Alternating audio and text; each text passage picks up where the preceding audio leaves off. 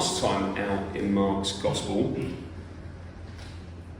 we heard Jesus describing what it would be like before and during the fall of Jerusalem, which would take place in AD 70.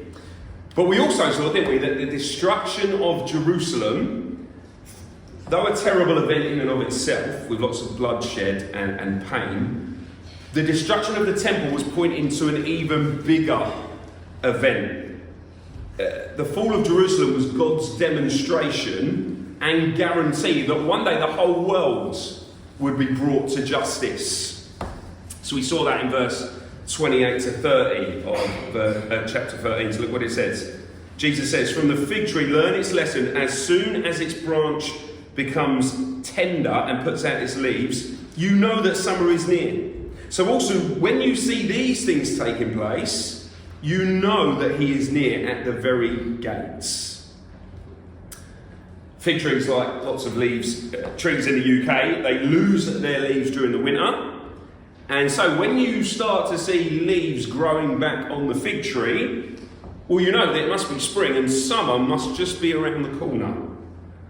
Well, says Jesus, when you see these things, when you see the Romans trampling all over Jerusalem, you know that Jesus is at the very gates. He's ready to come back. We likened the destruction of Jerusalem to those beeps you hear on the tube, didn't we? Just before the tube doors shut, you get beep, beep, beep, beep, beep, beep, and they go. Well, that's what the destruction of Jerusalem is like. There's now nothing stopping Jesus returning. It is imminent. As we look at Jerusalem in modern times and what Jesus said has come to pass, hasn't it? The temple is gone. There's now a mosque to a false god. Now we know that Jesus must be near. He's ready to come back at any point, so he can return at his Father's appointed time. This week we're going to be thinking about how his return should affect us as his children and what his return is going to look like. If Jesus is at the gates and could come at any second, how should we be living our lives in preparation for that moment? When you know you've got an important exam or an interview coming up, you prepare for it, don't you? If you've got a meeting at work, you prepare, you get ready. You work out what time you're going to have to leave your house to get there. You're checking the trains, you're seeing what route you're going to take. Make sure you get a good night's sleep the night before. The events of tomorrow should shape your today. Well, likewise, Jesus tells us, his followers, here in chapter 13, that God's tomorrow should be shaping our today. It should change the shape of our behaviour and the shape of our lives. Now, I didn't plan this, but it can't be a coincidence, can it, that we study this particular passage at the very start of a new year. Ask yourself, what would happen if Jesus were to return in 2026? How would he find you? Would he be pleased with you? Would he arrive, and this is all important, would he arrive as your saviour or as your judge? So we've got two questions and two instructions this morning, and we'll apply it as we go. Question number one. What will happen? There's a buzz. Is that annoying anyone, or is it just me who can hear it? No one cares. All right, great. We'll get through it. What will happen when Jesus returns? Look at verse 24. In those days, after that tribulation, the sun will be darkened, and the moon will not give its light, and the stars will be falling from heaven, and the powers in the heavens shall be shaken, or will be shaken. Now, it's important to note there are two things going on as Jesus says this. At the end of time, God is going to shake things up physically and spiritually. Last time we considered the spiritual aspect of this statement. When the Bible prophesies, it uses examples, all right? And it uses the language of the heavenly bodies. And it likens them to spiritual power. So, what am I saying? Every empire in this world, every leader, has a spiritual force behind it. This is fleshed out particularly in the book of Daniel and Ezekiel, among others. And if you think about it, that imagery is easy to spot in history. So, think about one of history's worst culprits, Adolf Hitler. You've got a man, and there seems to be an otherworldly power about him, doesn't there? And you think, how can this short, pathetic little Austrian with a weird moustache, how can he delude so many people? How can he have power over all these people? Well, it's because there's an evil, satanic force behind him. There's a force pulling the strings. You get a chill down your spine, don't you, when you hear those old Nazi rallies, when you see Hitler doing his thing.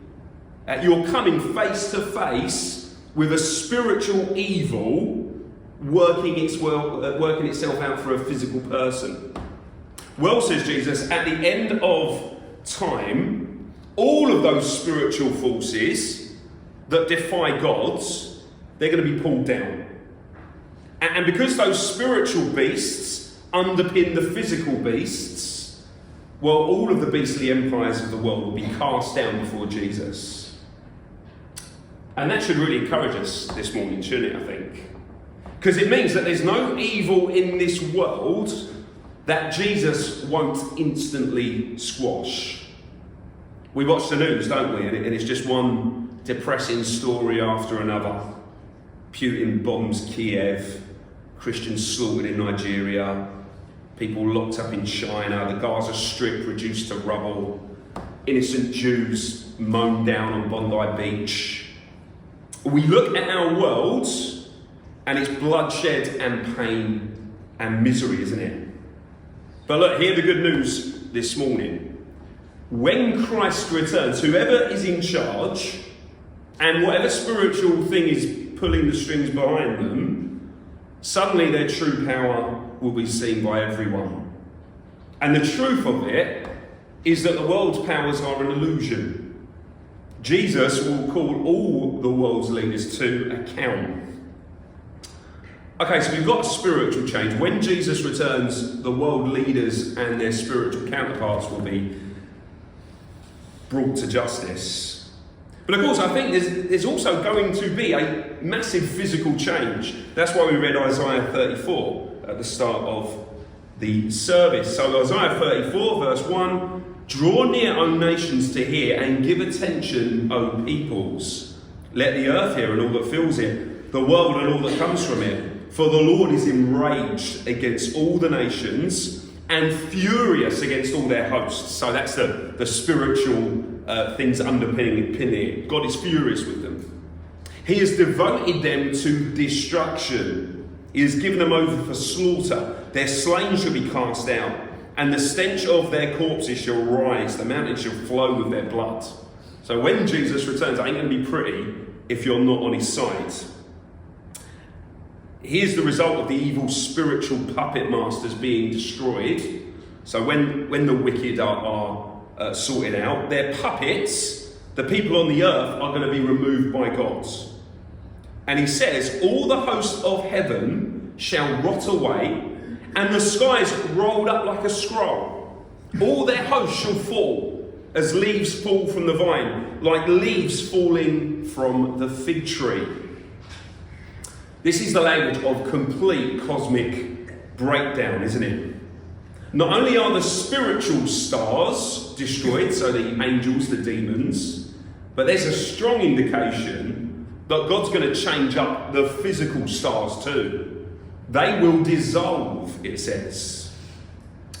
Now, it's been cold the last few days, isn't it? And I spent this morning scraping frost off of my car windscreen. But then when you drive for a few minutes, the bits of frost on there, they start to melt, don't they? They just dissolve and then they drip down. Well, Isaiah says God is going to do that to our solar system and the galaxy in which we live. The heavens are rolled up like a scroll. We know what a scroll looks like, don't we? You pull it apart and there's writing in the middle. But it's easy to shut a scroll. Just do that. You roll it up. And it's easy for God to completely remold the universe in which we live. The universe and the sky above our heads, Isaiah and Jesus says, will collapse because God has called time on it. He's the one who rolled it out in the first place, so we can roll it back. Second half of verse 4 of Isaiah 34 says this: all their hosts shall fall, as leaves fall from the vine, like leaves falling from the fig tree. I wonder if you've ever grabbed a smallish tree during spring and it's got all the blossom on it, hasn't it? It's beautiful. I used to do this with the kids at primary school. I'd get the tree and I'd start shaking it, and of course all the blossom would fall down. They loved it. It was like snow. It would rain down, beautiful pink and white petals coming down. Well, says Isaiah, God will shake the heavens and the stars like they're a little tree sapling. And the planets and the galaxies and the trillions of stars will just drop away. No more Saturn, no more Jupiter, no more Mercury, no sun, no moon. They will melt. Verse 24, the sun will be darkened, the moon will not give its light, and the stars will be falling from heaven, and the powers in the heavens shall be shaken. The complete breaking down of the universe is what we expect at the point when Jesus returns. All right, let's apply this to ourselves. This sounds scary, but why is it a good thing? Why is it a good thing for the universe and us when God does this? Well, simple question. What is this? Who is that? Do you think? Yeah, I'm getting Neil Armstrong. Yeah, when did old Neil walk on the moon? 1969. All right. No one say allegedly. All right. The conspiracy theorists. Now, human beings in our sinful state have been capable of reaching the heavens, haven't we? It was probably the high point of the 20th century. And it showed the potential of mankind to achieve things if only we'd stop fighting amongst ourselves for a few minutes. Who was the second man to walk on the moon? Buzz Aldrin, well done. There's some science nerds amongst us. Listen to what Buzz Aldrin says about the moon. The surface of the moon is like nothing here on Earth. It's totally lacking any evidence of life. It has lots of fine talcum powder-like dust, mixed with a complete variety of pebbles, rocks and boulders. The dust is very fine, overall dark grey, and with no air molecules to separate the dust, it clings together like cement. All of this effort and fist pumping, all of this, yeah, we did it, we landed on the moon, Buzz Aldrin quickly says it's a bit, this ain't even as good as Earth. In fact, it's worse than Earth. It's grey, it's dull, it's just pebbles and rocks, there's no life.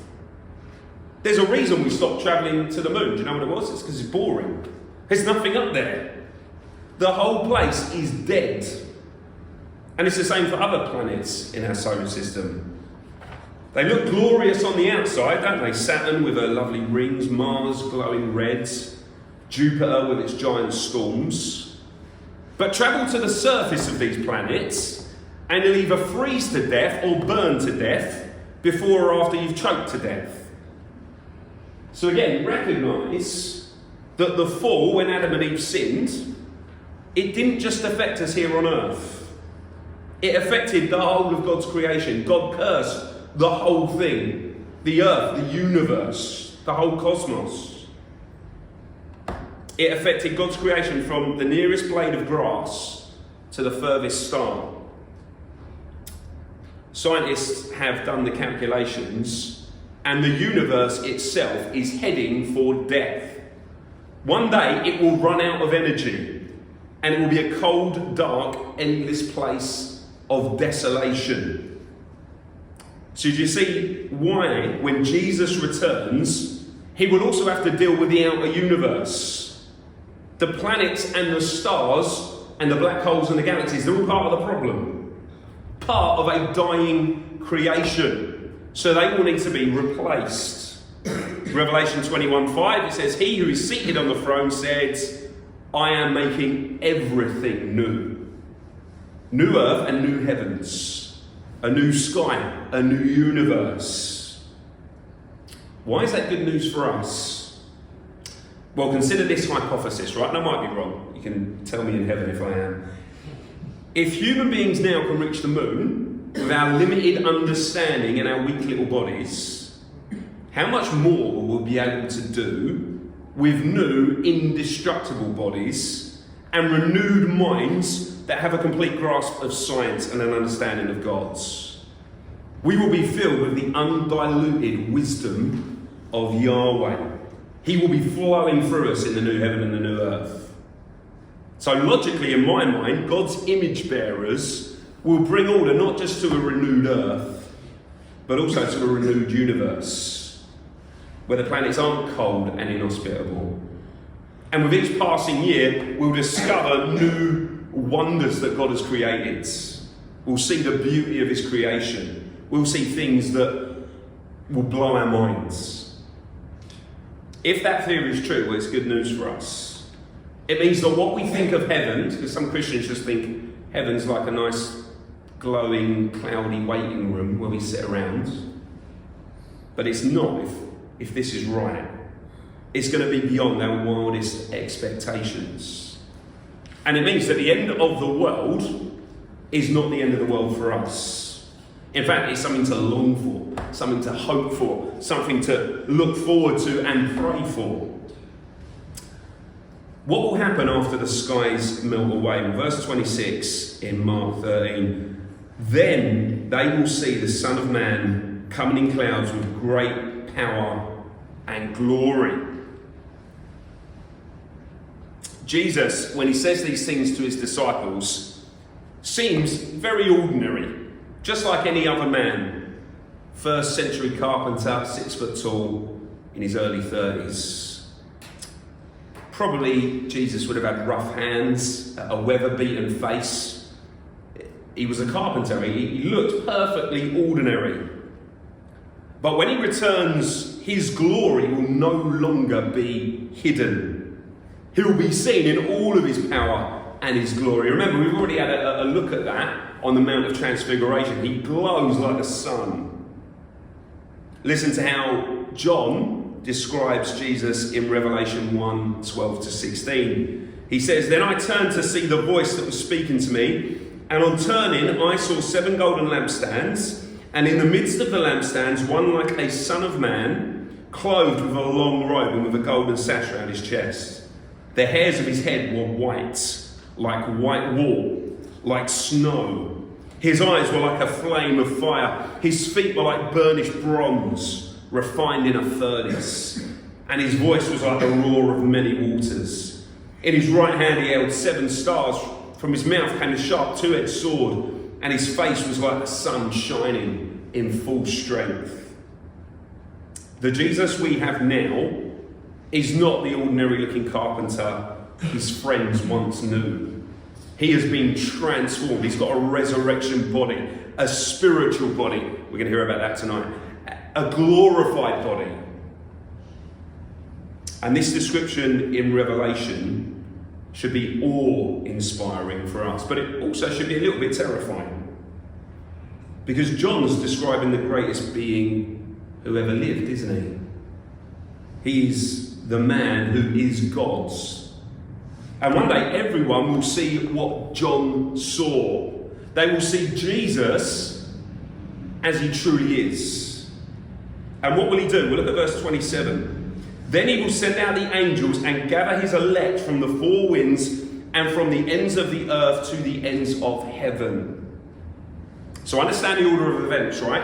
As Jesus folds up the old heavens and earths, and he purges them with fire, just before that, he's going to lift his people out of them. And he's going to gather his saints to himself. Remember doing fire drills at secondary school? They were dull affairs, weren't they? I mean, they were good because you got out of maths for 10 minutes. But other than that, they were boring, especially on a cold day. It was a bit nasty. Usually at a fire drill, you're there for a few minutes. Everyone's candid to go back in 10 minutes. But I remember one day, you could tell there was commotion. The teachers were panicking a little bit. Time started to pass and, the boys were getting a bit aggravated. Well, can't we go back in yet? It's cold. Turns out they'd lost a little first year. He was new to the school. And he was in the loo. And so we couldn't go back. They couldn't declare everything safe until this first year had been sorted out. In a fire, everyone has to escape, don't they? Well, it's the same idea here in verse 27. As the fire alarm of heaven starts to ring out, as destruction is coming on the world, God brings all of his people out. He sends out the angels. He makes sure that every single one of his people are safe. None of his people will be left out. Well, I wonder what fate awaits you should Jesus return in 2026. Is he your saviour? Is he going to pull you out of the world? Or will you be left to the flames? Will you be left to judgment? Okay, that's what will happen. Second question, big question. When will Jesus return? When will Jesus return? Excellent, I've got the strikes. Good. Nobody knows, right? Not even at this point, as he speaks these words, Jesus says he doesn't know. Look at verse 32. But about that day or hour no one knows, not even the angels in heaven, nor the Son, but only the Father. Now, firstly, what Jesus says here seems to raise a bit of a problem, doesn't it? Christians believe on the basis of Bible teaching that Jesus is God. But if that's the case, how can there be anything that he doesn't know? After all, God is supposed to be all-knowing, isn't he? And that's an argument used by Muslims and Jehovah's Witnesses and other groups that want to deny Jesus' deity. Jesus' deity is the idea that he is God. And they say, he can't be God because, look, he says he doesn't know something. But of course, that kind of argument completely misunderstands what it means for Jesus to be God, for God to become a man. Now, who's seen the film Men in Black? Hands up. Excellent. It's a pretty good film. In these films, there are aliens, and the idea is the aliens have come to Earth and they're sort of living amongst us, which is not hard to believe in this church. And they've put on suits, right? They've put on suits. And as you can see, this alien is tiny and he's put on a human suit, right? He lives in this animatronic thing's head. And he just lives there. He is an alien with a human suit. But when they don't want to disguise themselves anymore, they just take the human body suit off and then they can walk around like aliens, right? That's the kind of argument that says for Jesus to be God, he needs to know everything because God knows everything. It imagines Jesus' deity to be like something out of Men in Black, as though Jesus was God sitting in a human suit.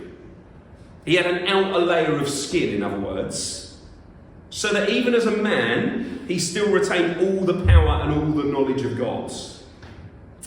But that's not the way the Bible describes Jesus' deity.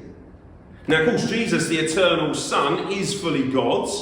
And so, as God possesses all knowledge and all power, the Son in heaven knew everything.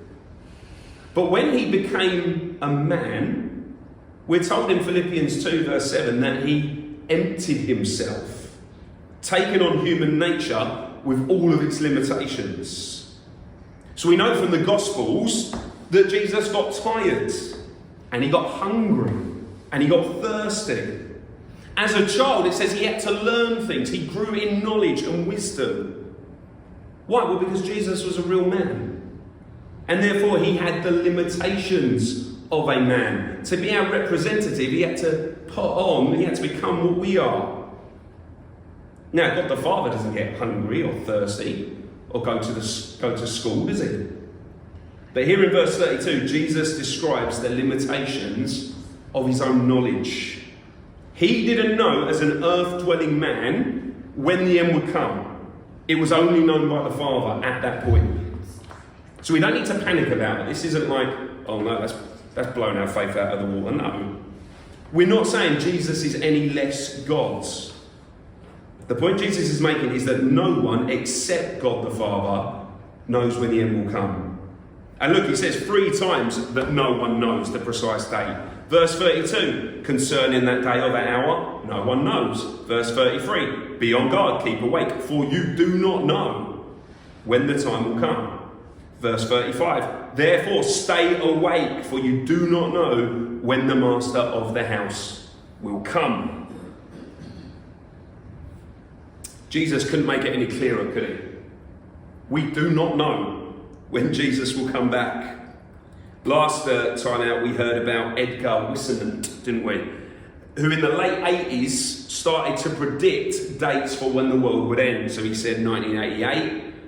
That didn't work. He said 1991, then 1993, and then he gave up. But that's nothing new. More recently, I don't remember if you remember 2012, there was a big thing, the Mayan calendar points to the end of the world. It stops at 2012, so something's going to happen in 2012, but we're all still here, aren't we? That prediction turned out like all the rest. And of course it did, because we can be certain that when people make predictions, they're talking nonsense. They're talking nonsense because Jesus says they don't know. So Christian friend, when you're online and you come across a video of someone claiming to have special insight, claiming to have found some sort of secret code in the Bible that pinpoints the exact date of Jesus' return, when you're online, or maybe you hear an American radio show host or a church leader declare that Jesus is coming back on 15th of April, whenever, we can look at Jesus' words and instantly know there's a false teacher, there is a wolf, and stop listening, because no one knows. And yet, although we don't know when it will happen, Jesus wants us to be sure that it definitely will happen. Verse 31, heaven and earth will pass away, but my words will not pass away. Jesus will return, and therefore we all need to be ready. All right, that's the what and the how of the end of the world. But now the so what, all right? What does that mean for us? How should the promise of Jesus' return shape the way we live today? That's what we're going to flesh out in the final few minutes. So, 2 questions now, 2 instructions.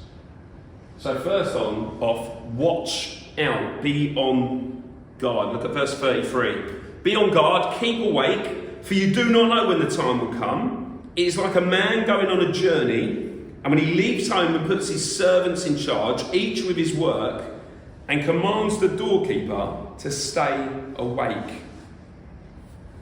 Imagine, the king leaves Buckingham Palace, and he goes away on a diplomatic tour. But while King Charles is away, he still expects all of his servants to keep up the general maintenance of the palace, doesn't he? The silver needs to be polished, the carpets need hoovering, the staff still needs to be paid. There are jobs to do. So he assigns different people different tasks. The king expects his servants to work just as hard in his absence as they do in his presence.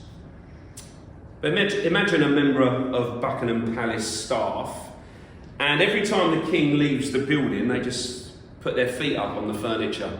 Maybe they put their feet on the king's bed. They just lie down on there. They whack on a Netflix series, smoke a cigarette.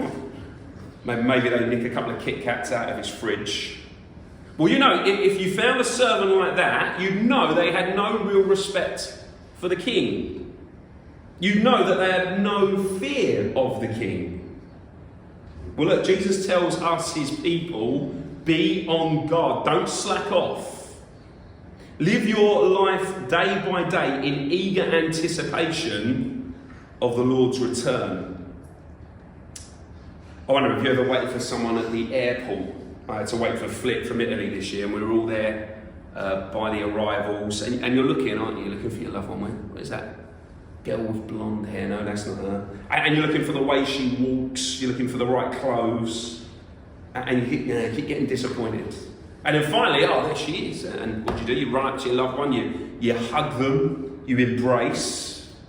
Well, it's that kind of eager anticipation that Jesus expects with us waiting for him. Back when I was a teacher, I had a little picture up in my room. And actually I found it was this one. Perhaps today, when the stresses of teaching and marking and teenagers overwhelm me, well, there was a reminder. Look, this isn't forever. Put your problems and setbacks into perspective. Reminders like that are helpful, aren't they? Maybe this week, just write perhaps today on a bit of paper and stick it somewhere. Stick it by your front door or on your desk at work. Whack it on the inside of, or even on your TV, even better. Get your perspective right. It could be today. We might not get to an evening service because Jesus might return. Could be today, could be tomorrow, could be sometime in 2026.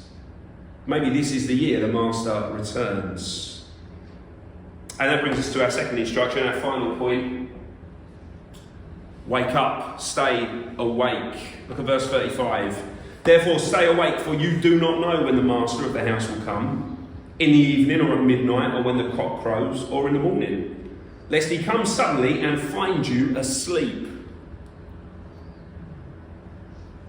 Now, February the 13th, 2008, flight 1002, which was flying from Honolulu to Hilo International Airport, it was carrying 43 people on board, and it failed to land at its destination. And it carried on flying 600 miles out to sea. And air traffic control were frantically trying to make contact with this plane, but there was no response from the plane's crew. And this went on for 45 minutes. Eventually, one of the pilots responded, and he admitted that both he and his co-pilot had fallen asleep. He said later, the warm Hawaiian sun was blaring in as we went eastbound, and I just kind of closed my eyes and drifted off.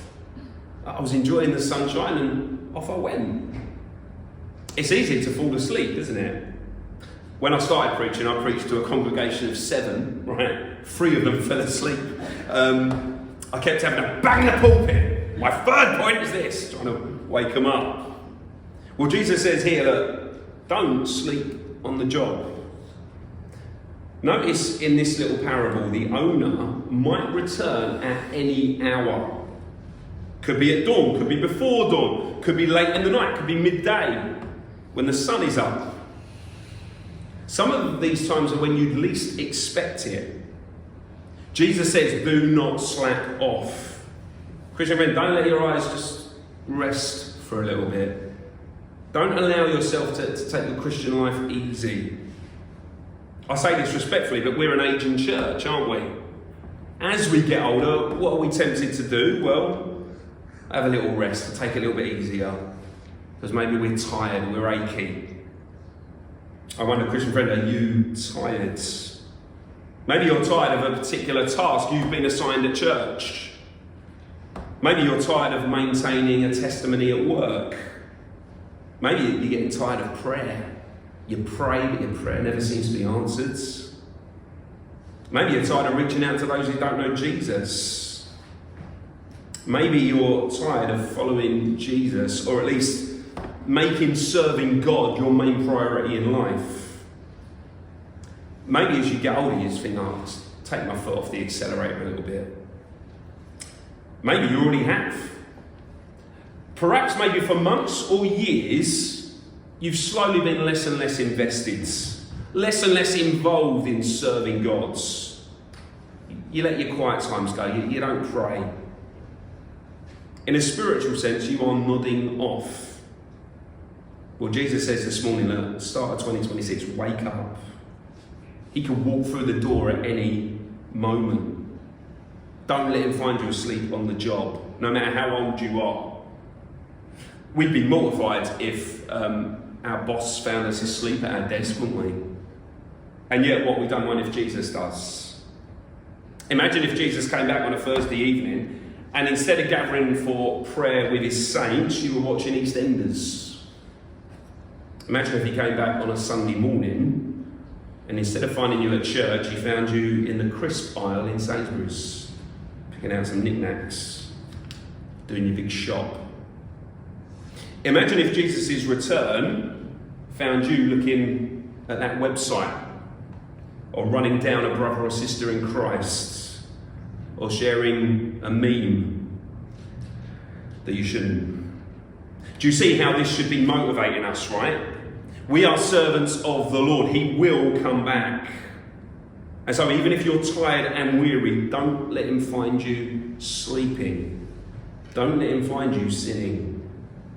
Verse 35, therefore stay awake, for you do not know when the master of the house will come, in the evening or at midnight or when the cock crows or in the morning, lest he comes suddenly and find you asleep. What I say to you, I say to all, stay awake. Christian friend, are you awake? Are you ready for the return of the King? When will he come? Perhaps today.